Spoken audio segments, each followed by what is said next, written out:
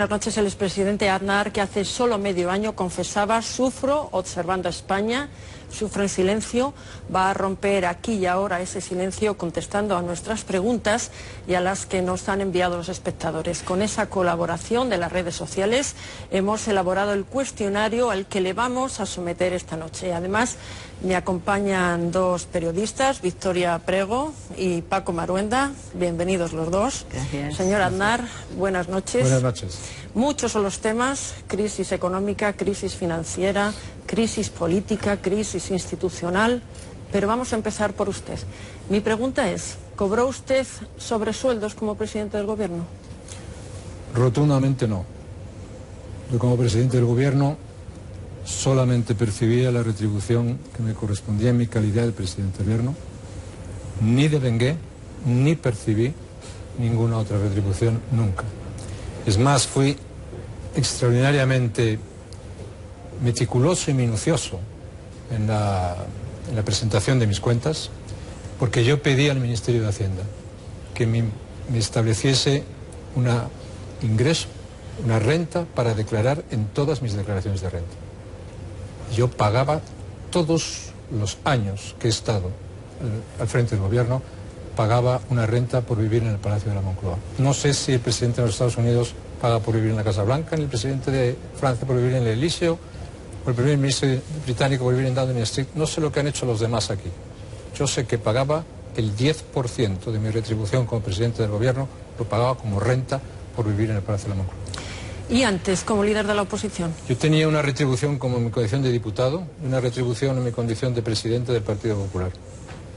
Y esas dos retribuciones estaban sujetas a las correspondientes retenciones, estaban totalmente declaradas a Hacienda. No he tenido ni he conocido nunca ningún otro tipo de retribución. Le cuento, hay una teoría, que es que en los papeles de Bárcenas no se publicaron apuntes de 3 años, del 93 al 96, y que ahí estarían pagos supuestamente hacia usted. Y yo le hago una pregunta más concreta.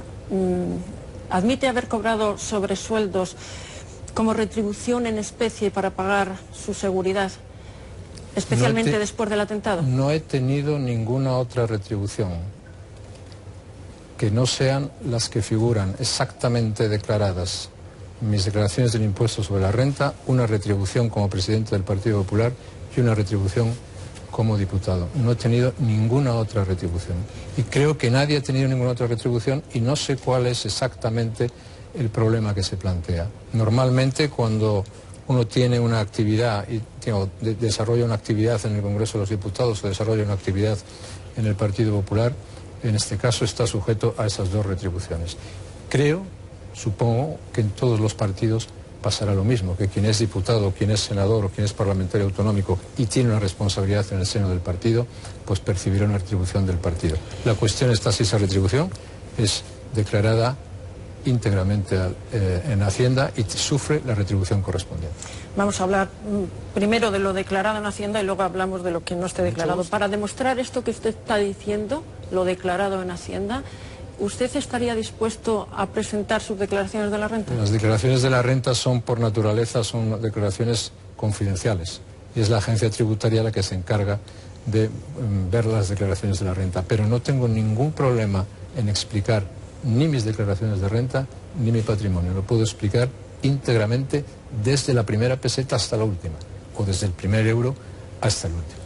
Yo le tomo la palabra, si usted las quiere mostrar, desde luego, a través de esta casa. No tengo ninguna dificultad en demostrar cuáles son mis ingresos y cuáles han sido mis retribuciones. No he recibido ninguna otra retribución, ni siendo presidente del gobierno, ni no siendo presidente del gobierno. Bien, ¿y qué decir de los sobres en mano? Como estamos viendo, como hemos escuchado recientes declaraciones. ¿Por qué? Dígame, señora. En este momento la investigación. Entonces, por ejemplo, de otros dirigentes, ¿pone usted la mano en el fuego por otros dirigentes? Por ejemplo, los secretarios generales del partido, incluido Rajoy. Bárcenas está alardeando en estos momentos, al parecer estaría alardeando de que tiene pagarés en negrísimo de dirigentes, ministros y exministros. Lo que digan o no digan unos papeles que yo desconozco, eso se verá en su momento. Lo que yo quiero decir es que no tengo por qué tener ninguna duda de que los dirigentes del Partido Popular han percibido sus retribuciones de una manera absolutamente legal y todas están declaradas al Ministerio de Hacienda. Los internautas, que hemos tenido muy en cuenta las preguntas de los internautas, miren lo que le preguntan. ¿Le está haciendo Bárcenas chantaje al PP? Yo no, con todos mis respetos, no creo que el PP esté en situaciones de ser chantajeado. Si alguien intenta hacer chantaje, los chantajes no se deben aceptar, pero yo no creo que el PP esté siendo chantajeado. Yo creo que el PP es un partido que ha hecho las cosas bien, que se ha sometido a la legalidad vigente y que está ejerciendo y ha hecho unos ejercicios de transparencia sin duda relevantes e importantes. Y espero y deseo que todos los dirigentes del Partido Popular no tengan ningún problema. Tenemos más asuntos. Financiación, boda de su hija. Victoria, Paco. Financiación, que todavía no hemos terminado. Pero la pregunta es muy sencilla, señor Aznar. ¿El Partido Popular se ha financiado ilegalmente en algún momento desde que usted tiene responsabilidades en ese partido? Siempre que he tenido conocimiento de un problema relativo a financiación o algún comportamiento no regular o irregular en el Partido Popular, he actuado con toda contundencia. Así lo hice nada más llegar al Partido Popular en el año 1990 con el llamado Caso Naseiro, y así lo tuve que hacer en otras circunstancias. Si yo hubiese tenido noticia de cualquier comportamiento, cualquier actitud irregular, hubiese actuado con la misma contundencia que los hechos. Mis hechos, mi conducta, avala y responde por ello. Por lo tanto, estoy esperando. No he tenido ningún conocimiento en ningún momento, nada más que el Partido Popular se haya sujeto a las normas legales vigentes en su financiación, aprobadas por el Tribunal. Y le voy a decir, pinchan en hueso, pero pinchan en mucho hueso. Y no conseguirán sus objetivos.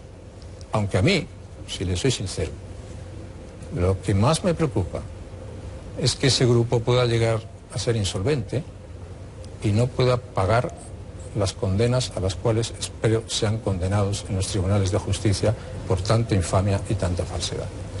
Señor Aznar, estamos en directo, son las 9:17 y un cuestionario muy extenso, así es que le pido brevedad en las respuestas porque cambiamos ya de asunto. Su amigo o su ex amigo, porque no sé cómo son sus relaciones, el expresidente de Caja Madrid, Miguel Blesa, ya ha pisado la cárcel. ¿Esto para usted es un justo castigo o el inicio de un ajuste de cuentas con los gestores que protagonizaron la crisis del sistema financiero? Siempre he tenido y tengo... Usted, que promovió el milagro económico del 96, ¿nos puede explicar en qué se está equivocando Rajoy, si es que se está equivocando en algo? Pero, visto lo visto, ahora, para salir de la crisis nos añaden 3 años más. ¿Qué errores podría destacarnos? La cuestión es que al final de un proceso de gobierno, como al final de un proceso en un trabajo determinado, pues sean mayores los aciertos que los errores, esa es la cuestión. Pero, en mi opinión, lo que es importante en este momento en España es saber dónde estamos, por qué estamos en esta situación y qué tenemos que hacer para salir de ella, ¿no? Y si me permite, con todo, más España, una España más fuerte y unos ciudadanos más libres. Eso es lo que yo creo que necesita España. Casi nada lo que acaba usted de decir. Es decir, bueno, para eso hay que tener prácticamente... Ustedes me han preguntado... Una varita mágica, pero le vamos a repreguntar. En concreto... ¿Usted recuperaría las competencias del Estado que han sido transferidas? Usted transfirió sanidad. ¿Se arrepiente de eso? Pero, en fin, ¿recuperaría las competencias, por ejemplo? Nosotros, desde el Gobierno de España, culminamos las transferencias autonómicas, culminamos el Estado autonómico. A mí me parece bien. ¿No se arrepiente? A mí lo que me parece mal es vulnerar los límites del Estado autonómico. Y yo advertí entonces, y vuelvo a decir ahora, advertí entonces que si se traspasaba el umbral del Estado autonómico, íbamos a la secesión o a la autodeterminación. Y si en este momento estamos en esta situación, es porque esos pactos, el pacto de la pluralidad a cambio de la lealtad a la nación española, los nacionalistas... ¿Lo recuperaría o no recuperaría las transferencias? Haría que el Estado tuviese los instrumentos suficientes para garantizar la cohesión social, la cohesión territorial y la cohesión de solidaridad entre todos los españoles. ¿Y Cataluña? Con todas sus consecuencias. Cataluña, señor Aznar, esto es una broma lo que está pasando, o el desafío va en serio. ¿Se puede permitir Europa, se puede permitir España, una Cataluña independiente? ¿Esto es posible? A mí romper los pactos constitucionales y declararse por encima de la legalidad, negarse a cumplir la legalidad, que es uno de los problemas más importantes que tiene España en estos momentos, y apostar por la secesión, no me parece ninguna broma. Me parece un hecho gravísimo. Y una de las cosas más importantes que hay que hacer en España es restablecer las bases esenciales de lo que significa la fortaleza de la nación española y lo que significa el respeto a la legalidad constitucional, con todas sus consecuencias. Y quien piense que se va a situar o se puede situar por encima de la ley, se equivoca muy gravemente. Está llevando a la sociedad catalana, como ya advertí, a la división y al enfrentamiento, y eso será y ocurrirá mucho antes de lo que pueda pasar en el resto de España. La cuestión importante es cómo se afronta esa situación, ¿no? Ahora hay toda la polémica del déficit a la carta y donde incluso se ha dicho que usted no estaría de acuerdo y que habría una diferencia importante con Rajoy al respecto, ¿no?, de lo que se está haciendo para resolver ese problema. ¿Cómo se afronta? ¿Y qué hacer con los impuestos, señor Aznar? ¿Los bajamos ya? Yo creo que España, como he dicho, necesita, entre otras cosas, una profunda reforma fiscal. Necesita alentar las clases medias. El proceso de castigo a las clases medias está siendo muy fuerte. ¿Está usted acusando al gobierno de falta de valentía? Yo no estoy acusando al gobierno de nada. Reprochando. Estoy defendiendo lo que yo creo. ¿Está usted reprochando al gobierno falta de valentía, languidez? No, estoy diciendo que a los españoles hay que ofrecerles... Porque no ha bajado los impuestos, los ha subido. Estoy defendiendo lo que yo haría en el caso de tener la responsabilidad del gobierno. Y estoy defendiendo mis criterios y mis ideas. Y creo que lo que yo defiendo entra dentro del mandato electoral recibido por el Partido Popular. Y espero y deseo que ese mandato electoral recibido por el Partido Popular sea aplicado y sea desarrollado. Soy muy consciente de las dificultades heredadas. Se heredó una situación terrible para España, terrible, y también se heredaron algunas buenas cosas. Una gran mayoría, un gran partido, muy disciplinado, dispuesto a seguir a un gobierno que trazase unos nuevos objetivos. Insisto, a los países, y en este caso a España, hay que trazarle unos objetivos históricos nuevos, que renueven los viejos superados o acabados de la transición. Y eso se llama un proyecto político renovado por España. Discurso político. Y Europa cree que la reforma laboral se nos ha quedado corta, y yo no sé lo que piensa usted, pero muchos internautas, de verdad que decenas de internautas nos dicen que con más de 6 millones de parados algo hay que hacer. Se lo pregunta usted a alguien que puede decir que cuando llegó al gobierno trabajaban 12 millones de españoles y cuando salió del gobierno trabajaban 18 millones de españoles. Alguna experiencia en ese terreno tengo. Creo que la reforma laboral en algunas de las cosas que están aprobadas va en el buen camino, va en la buena dirección. El gobierno ha suspendido en las encuestas, la oposición todavía tiene peor nota. Cuando usted gobernaba, los dos partidos sumaban el 80% y ahora, en el mejor de los casos, no llegan al 60%. ¿Es castigo lógico este? En España, uno de los problemas que tenemos es que los partidos nacionalistas se han convertido en gran medida en partidos secesionistas, que el Partido Socialista es un partido que está desapareciendo y desde luego, en mi opinión, como el Partido Socialista no recobre un discurso nacional y se convierta claramente en un proyecto nacional, está condenado a ser diluido totalmente en partidos pequeños de carácter autonómico o de carácter regional, y el Partido Popular tiene la gran responsabilidad de no contaminarse de esa dinámica, sino justamente de ser el intérprete de ese proyecto renovador para España. ¿Y con este panorama teme un estallido social, señor Aznar? Yo espero y deseo que nadie vaya a provocar un estallido social, como espero y deseo que nadie justifique actitudes que desde el punto de vista de la convivencia democrática, de la convivencia pacífica y del Estado de Derecho no son aceptables. Dice usted que el Partido Popular tiene la responsabilidad de liderar la recomposición o la regeneración moral y democrática del país. La renovación. ¿Qué le reclama a su partido y en qué plazos? Que actúe. ¿Cuándo? ¿Ahora mismo? Un gobierno tiene que actuar todos los días. No actúa los días... ¿Le falta discurso político a su partido, al gobierno? Yo creo que hay un proyecto político y que hay que definir unos objetivos históricos.